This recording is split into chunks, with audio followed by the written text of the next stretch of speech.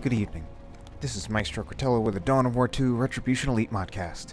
Today we have a 1v1 on Calderis Refinery. Our first player right here is Texcalibur, famous Sword of Legend, playing as the Eldar Warlock. The Warlock is an offensive melee hero. He can either become very tanky, or he can have a bunch of spells. Tex is actually fond of using the Cloak of Shadows war gear along with Distort Field to give his Warlock 100% range damage immunity. On the other side of things, we have Asmondeus as this Eldar Farseer. She's got a very serious expression. The Farseer is a support hero, mainly focuses on buffing and debuffing, but she does also have some spells that do damage and such. So then, I've been noticing that there's actually a little bit of a drought of Dawn of War casts from pretty much all of the casting channels. I've been taking a little bit of a break. I noticed Indrid's been taking a bit of a break, and so has Rupi. I noticed in part because I actually watched the Dawn of War 2 cast in my free time for my own entertainment. So I actually have some time coming up, and I think I will actually try to do a cast a day. Or at least one cast every 2 days. We'll see.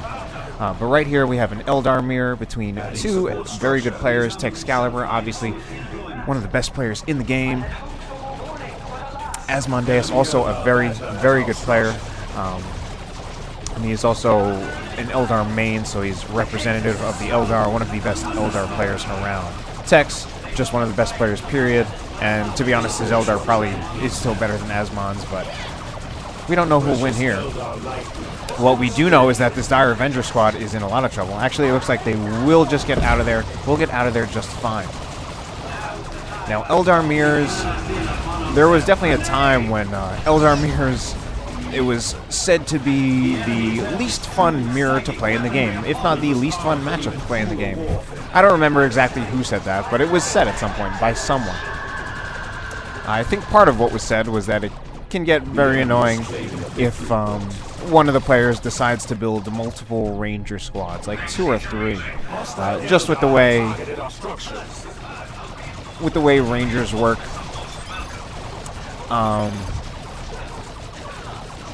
In this game, in Dawn of War 2, there's kind of a rough distinction between certain classes of races. There are the power armor races, and we usually say just power armor races, and we obviously refer to Space Marines and Chaos, and now also Grey Knights in the Elite mod. And then you have non-power armor races, or infantry armor races, which includes Eldar, Tyranids, Orcs, and Imperial Guard.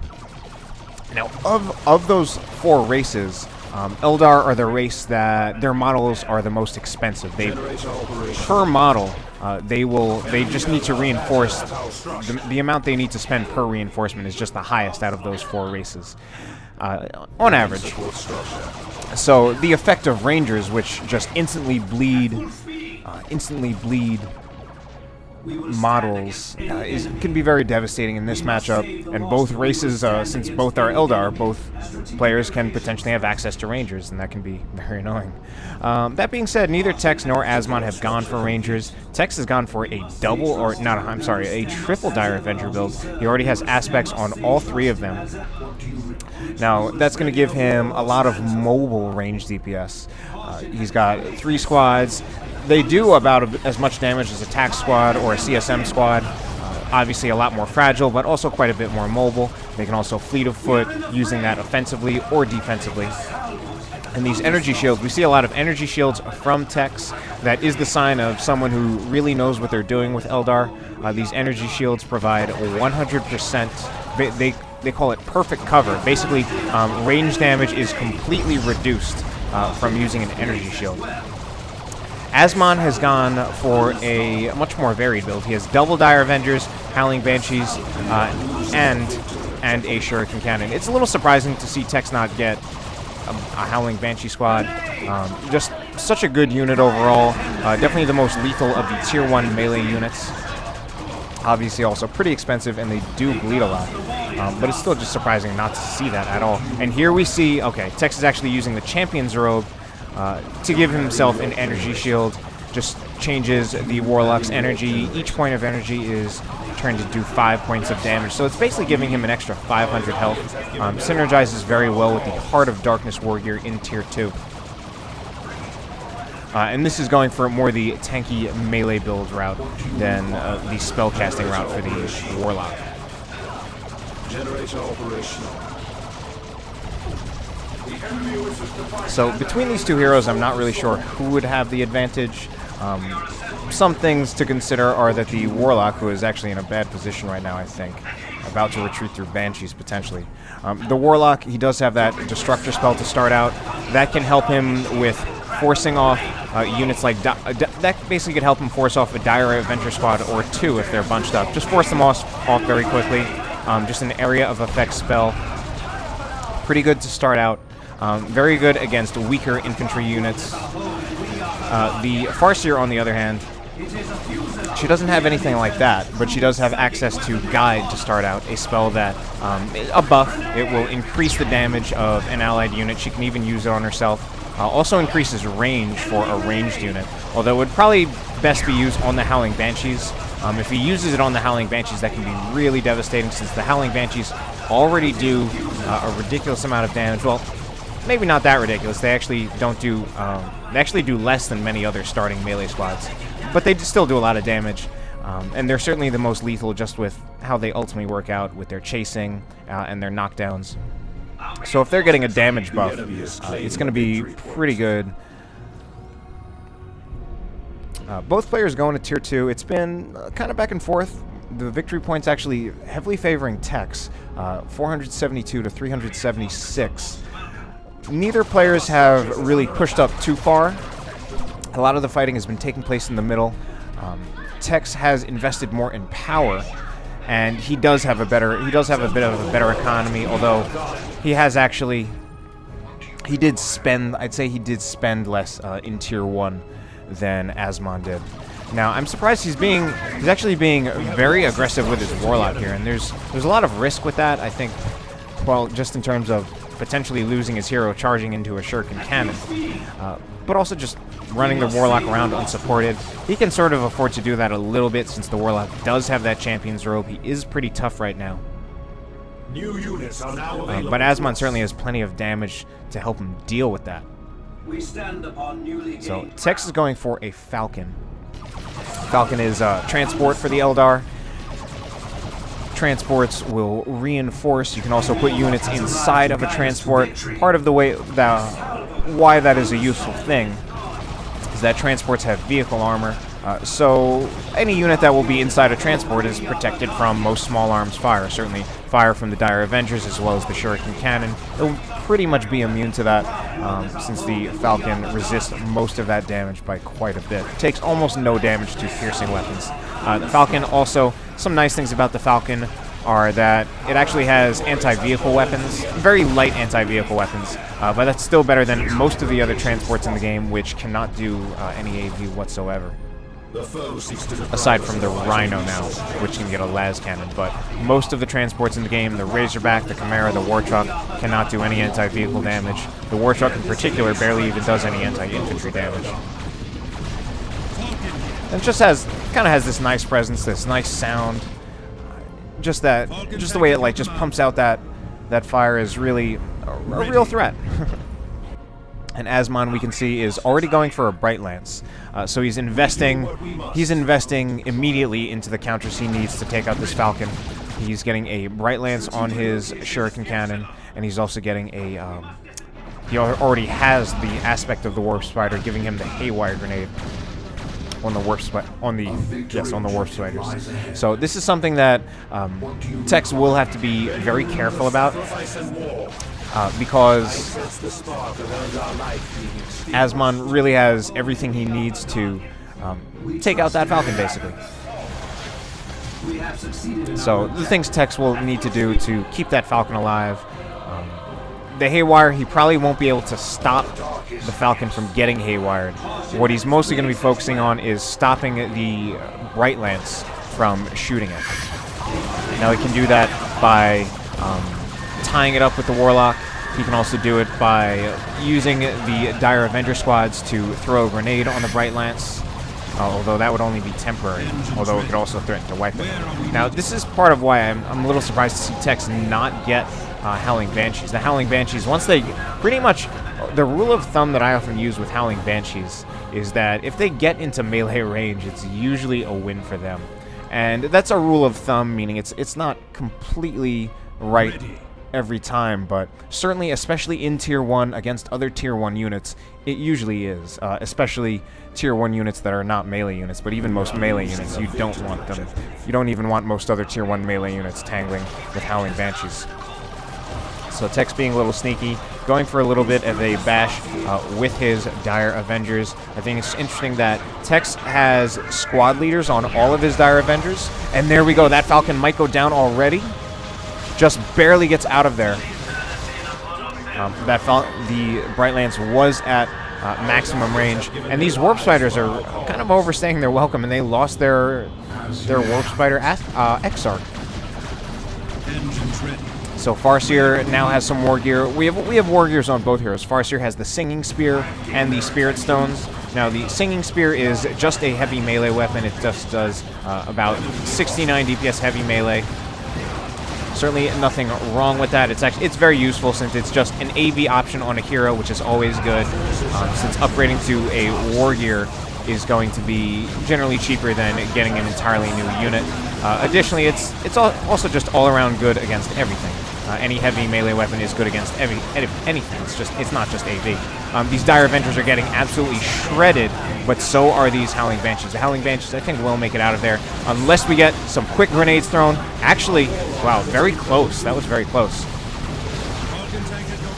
And I mean, both these Howling Banshees, not the Howling Banshees, the Warp Spiders and those Dire Avengers were absolutely they were absolutely murdering those other Eldar from behind the cover of this energy shield. So we've seen some good energy shield play from both players. I think particularly by Asmon right there. Tex's Dire Avengers were just really, really eating it. But I was trying to say before a lot of things happened that Tex does have Dire Avenger Exarchs on all of his Dire Avenger squads. We can see that little guy right here with the Mohawk, and he's also got a chainsword. So that Dire Avenger Exarch, I often, from the times that I've played Eldar, I often haven't gotten it, but it's definitely something that can be pretty useful. It actually gives the Dire Avengers a passive range damage resistance. It's about 17.5% was the retail figure. Now these Howling Banshees are trying to surround this Falcon, but I think we're going to have an Ethereal Slash right here from the Warlock. Yes, there it goes. Unfortunately, I don't think it's going to save that Falcon. I think Tex was counting on that a little too much and just let the Falcon surround, let the Howling Banshees surround that Falcon. Asmon did lose one of his Dire Avengers from that engagement, though. And we actually have Rangers bought in Tier 2. Not a bad choice. I like the way that Tex has been using this. Now, going back to that original thing I was saying about Rangers, of course, if your Eldar opponent gets Rangers, in a way, you kind of need to get Rangers of your own if you want to be able to detect their Rangers, since Rangers are the Eldar detector. Although, Asmon, as the Eldar Farseer, does have another option. He can use the Farsight Global for a mere 35 red to reveal the Fog of War and also to detect any infiltrated units. So, the Warlock right here, fully kitted out, Witchblade of Kurnos, Champion's Robe, and Heart of Darkness. This is an atypical Warlock build. Usually, for the bottom two warriors, the Champion's Robe and the Heart of Darkness, most Warlock players will get the Merciless Witchblade as their weapon. The reason being is that the Witchblade of Kurnos has a spell, but when you're using those bottom two warriors, the Champion's Robe and the Heart of Darkness, you usually want to maximize the energy used for the energy shield to make the Warlock as tanky as possible. The Warlock here, he won't be as tanky since he's going to be using that Ethereal Slash, so he won't have that energy to use as damage. What do we have here? That's that ability that comes from the Rune Armor, doing a lot of suppression and damage. These Dire Avengers are just all going to have to retreat, I think. is really bad news for many of Tex's units. The enemy turns its And an Autark call-in. That Autark call-in is actually from Asmon. And Tex, I didn't even see, is already in Tier 3 and getting an Avatar out. Now, Tex has had the VP advantage, but I feel like right now he is getting pushed back. Part of that may have been that he was kind of cooling it in Tier 2, not doing too much. Just bought that Falcon. Also bought Rangers, I guess. And then he just went to Tier 3. So this Autark, the Autark is a Ildar sub-commander. She comes in after dropping some grenades on her opponents. It looks really cool. Probably one of the most awesome things about Eldar, and this Autark in general is a very good unit. She's a melee unit, another single entity melee unit. She won't bleed unless she dies entirely. She can tie up ranged units, preventing them from doing their damage. Particularly useful. Oh my God, double grenades! Oh man, I was wondering if those grenades, if they had hit, might have wiped that Autark. But I mean, those grenades are very hard to time, especially on a single entity. But it was a nice try by Tex. But yeah, that Autark, very good for, also good for tying up your opponent's AV to keep your own vehicles alive when you're playing as Eldar, especially since it has a very fast speed. Its speed is 8, or at least that's what it was in retail. I don't think it's been changed. It's just a ridiculous speed. It can flank with that speed, just go around. It even has a jump ability, so it's actually, the Autark is a jump unit. And we have, I think that's another one of those Psychic Storm things, but that time it missed. So the Farseer has a few different weapon options. The Singing Spear is a very common one just because it is the anti-vehicle choice. Her other weapon choices are interesting, and because since they actually have abilities, the Singing Spear does not. And right now this Avatar, there isn't quite enough for Asmon to deal with the Avatar. Especially not with his Bright Lance getting hit by Wailing Doom. We have the Warlock in here, I think, yeah. I thought we were going to see an Ethereal Slash there. Ethereal Slash is a pretty good choice for dealing with Banshees.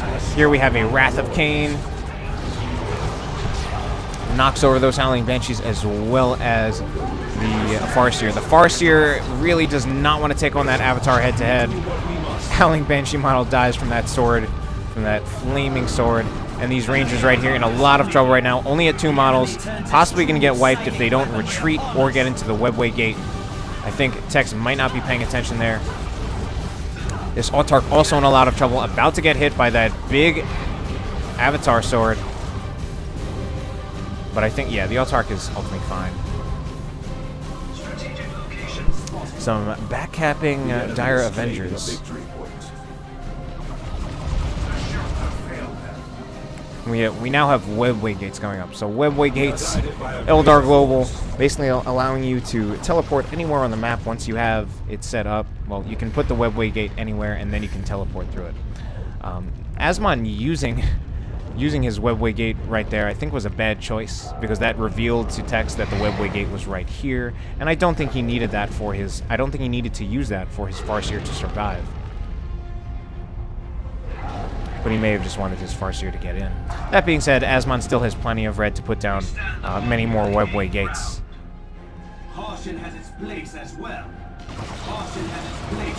Autark needs to be very careful. These Dire Avengers, now with a few levels, level 2, level 3, they are going to be doing a lot of ranged DPS, especially with a few levels. Very beautiful. Very beautiful Howling Banshee play. Now they need to get out of there, though. And are we going to see a Wailing Doom? Oh, no. The Avatar gets a sync kill, so that will prevent the Howling Banshee squad from dying, although that one Howling Banshee squad went into that, whatever this thing is, was tossed right in there. Dueling Fire Prism's now out. The Fire Prism is an extremely good unit for so many reasons. It really is a game-changing unit. It just does so many good things. Both the knockback, the extreme range, just make the Fire Prism a really fantastic unit. And you really can win games on it. You can come back from a losing game with a Fire Prism. It is obviously a glass cannon unit, only 500 points of vehicle armor, and it's not actually that fast. I think many other vehicles are faster than it. But if microed properly, it can be very hard to even touch, especially when you already have a big army in front of it. Both of these players have their hero and 5 more units in addition to that fire prism, so they should be able to keep their units away from it. The main thing they have to worry about is the other fire prism, shooting at long range. And it looks like Tex's fire prism in particular is getting out of there with 67. Wow! And Asmon's fire prism actually takes it out. I think just the sighting from those Howling Banshees up here by that avatar actually allowed the fire prism. Oh man, wow. So the Howling Banshee Exarch actually did not get knocked over by that damage, and in fact I think maybe the Warlock gonna go down. No, he's not. Although the Autarch will have something to say about it. Wow. This hero Warlock getting out of there. What a close call. But victory points still significantly in favor of Tex. Asmon can't have his Farseer duel too long with the Avatar. That's a winning battle for the Avatar by quite a bit.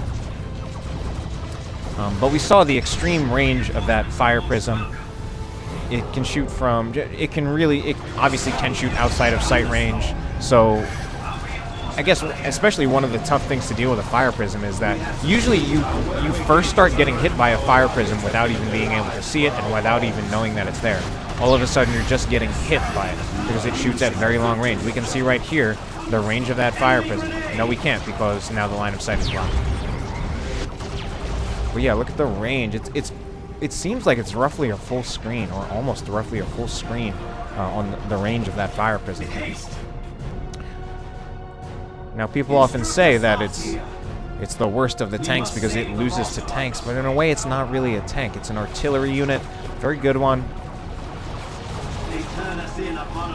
And one of the other great things about this Fire Prism is that it does plasma cannon damage instead of, say, explosive damage like a Predator or armor-piercing damage. That means a few things. First of all, it does full damage to vehicles. It does full damage to regular infantry. It does bonus damage to super heavy infantry and heavy infantry. And then perhaps something that's really not well known is that it actually functions as anti-garrison. You can actually use a Fire Prism as anti-garrison.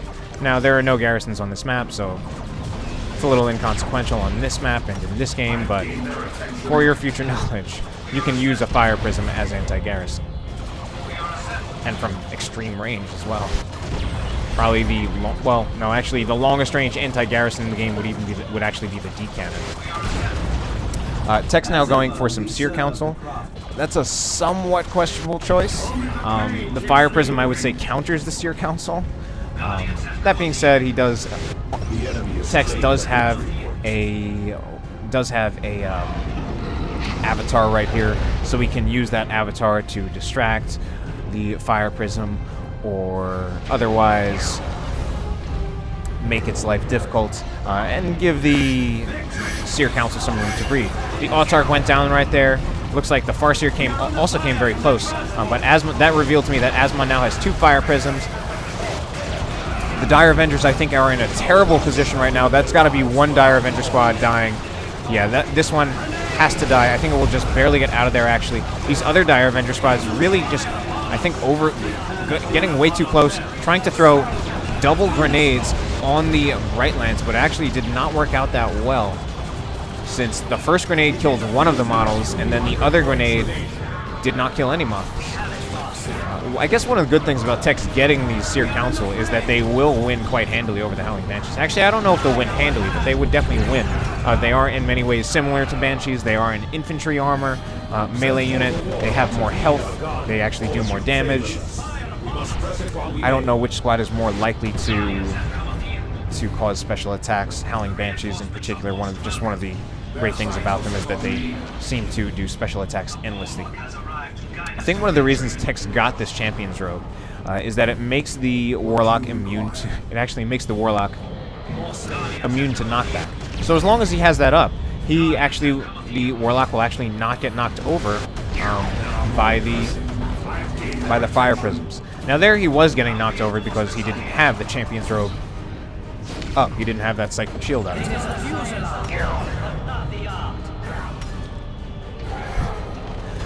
Farseer gets knocked off, special attack, and now both heroes are getting knocked back by the power of these fire prisms. Now I noticed that right now Asmon has one of his fire prisms using the focus blast and the other one using the explosive blast. Now both can hit infantry. Both the focus blast and the explosive blast can hit infantry. The focus blast does more damage, so it's generally more useful against vehicles. But both can damage vehicles as well. The Avatar now in a little bit of trouble. But so is this Fire Prism. Now getting attacked by these Seer Council. This Fire Prism is the one with the Focus Blast, so it's only knocking over one Seer Council at a time. And here we go, Eldritch Storm, missing everything, so a complete waste. And we have Dire Avengers force meleeing the Fire Prism and not doing too bad of a job here. Taking them down to 375 health, but this Fire Prism is level 2. I think this Avatar is now in a little bit of trouble. Thought the Avatar was going to try to go after the Fire Prism. Tex is actually, I think, one of the things that Tex is struggling with. He obviously has a significant VP lead, but he doesn't have much in terms of AV. His only real AV is this Avatar, and the Seer Council also kind of counts as AV, but both of them are melee, and it's going to be extremely tough for both of them to deal with these Fire Prisms when the Fire Prisms have one of the longest range for any unit in the game.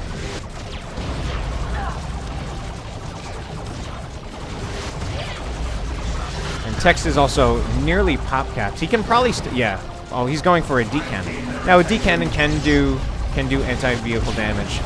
I think it won't be... Actually, the D-cannon's pretty accurate. I was going to say he should probably get a Bright Lance, but a D-cannon may actually work even better.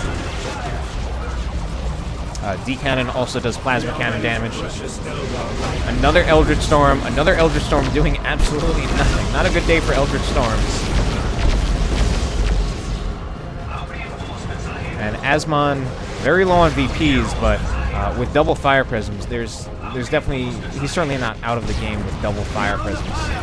He does have to be very careful with these Seer Council running all over his Dire Avengers, though.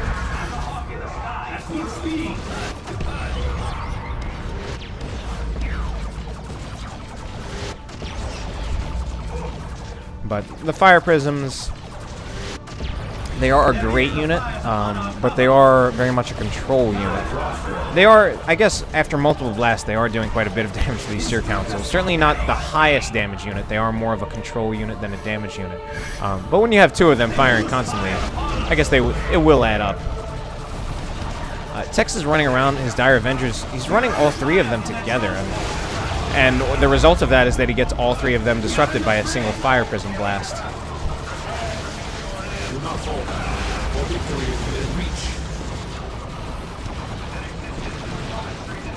So D-cannon here right now. Now, one of the great things about both the D-cannon and the Fire Prism is that they are very good for victory point denial. And that's just something that really helps out Eldar. Gives them some late-game comeback mechanisms that I think most of the other races don't really have. You can use the... Oh, we have an infiltrated Avatar. That's pretty cool. But most of the other races, I think... Well, obviously, the Space Marines have the Plasma Cannon. The Chaos Space Marines have the Sonic Blaster, the Blastmaster Noise Marine. Now, both of those can be used similar to how the D-cannon is used and the Fire Prism, although probably, I would say, not to quite as good of an effect since they actually have shorter range. They still have very long range, but shorter range, probably a little more easily forced off as well, certainly more so than the Fire Prism. The Fire Prism, obviously, one of the greatest advantages of it is its mobility.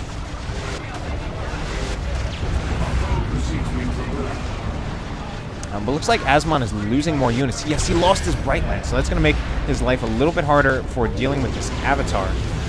Let's check his resources. Asmon, he's not doing very well on resources, but I was going to say that he may want to consider getting some Dark Reapers, since Dark Reapers do plasma damage. They would actually be doing much more damage to the super heavy infantry armor of this Avatar than any of Asmon's current units. And if he combines that with Guide on the Farseer, he's going to be doing some pretty nasty things to that Avatar.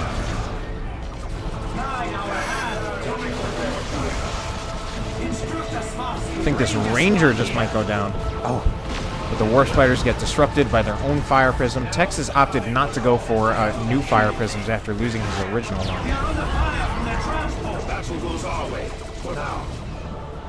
But this D-Cannon, now with this D-Cannon, Tex may be able to threaten to wipe some of those Fire Prisms. Tex still holding the advantage, though, with 264 VPs to 47. And he's in a defensive position in the middle, and Asmon needs to make a move or he's going to lose the game.